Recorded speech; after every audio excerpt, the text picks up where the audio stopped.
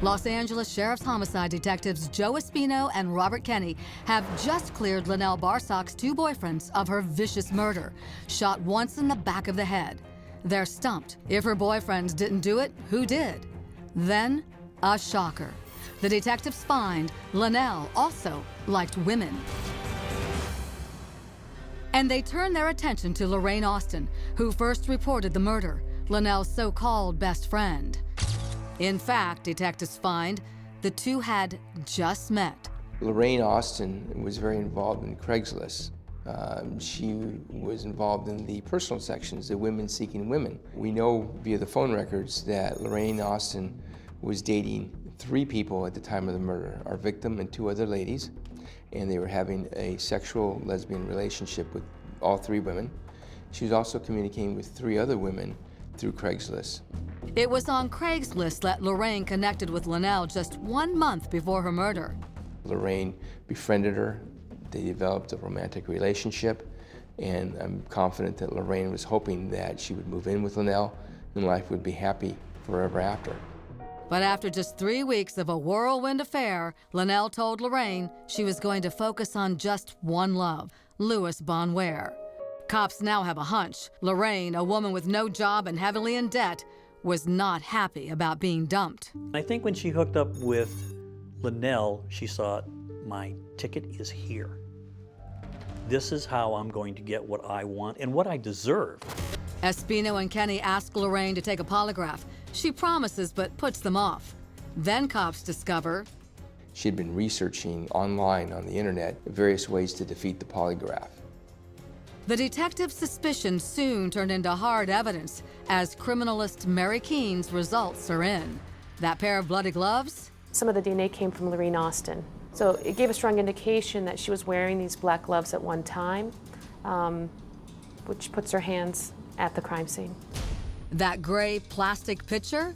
The container with the bloody fingerprint came back, and it came back as the fingerprint belonging to Lorraine Austin. And what about that goodbye letter to Louis signed by Linnell Barsach? That Dear John letter was actually written by Lorraine Austin. It was a fake, it was forged. She actually wrote that out and placed it in the crime scene. And finally, inside that rolled up area rug found near Linnell's body, several hair weaving needles. Remember, Lorraine was going to style Linnell's hair that day. When detectives piece it all together, they've got motive, means, and opportunity. The victim was having her hair weaved, and Lorraine was standing directly behind her. And the suspect reached over, grabbed a pillow, used it as a silencer, put the gun up to the pillow, pushed down, shot her once in the back of the head. She got angry. She was jilted, and she decided that she wanted what she felt she was owed. And she took it, including Linnell's life. Cops believe Lorraine dragged the victim's body to the garage, hoping to get it into the car with a plan to dump Linnell in the desert. She was going to kill Linnell, take her car, take her jewelry, any money that she might have, possibly some of the large screen brand new television sets, and sell them and make at least a little money.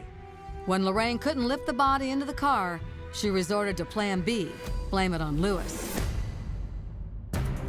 Louis may in fact have been a jealous guy, but he was no murderer. Lorraine's entire story was a lie. And now that the game was up, Lorraine took off and stayed on the lam for a year until she was finally found hiding out in, of all places, Belize. When Espino and Kenny catch up with their long-sought killer, she was as coy as ever. How was my trip? And how did I end up there? We're just curious more than anything else.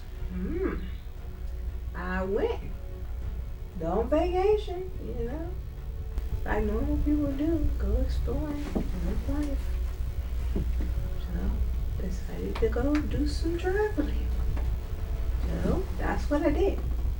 Lorraine had nothing to confess, but she did complain that the media dared to portray her as a moocher. That kind of rubbed me the wrong way because I'm like, What did it say? What did it say? oh, what did it? Oh, that I What is was it, the plotting budget? on my friend Oh. for what, financial support or something like that, or basically trying to mooch, and that I might be mooching on friends.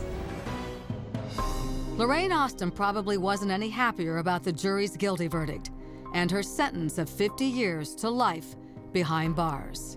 The bottom line on this case is the truth came out and they found Lorraine Austin guilty of murder, and they sent her to prison for a very long time. She should never ever be allowed out of prison to where she could harm somebody again.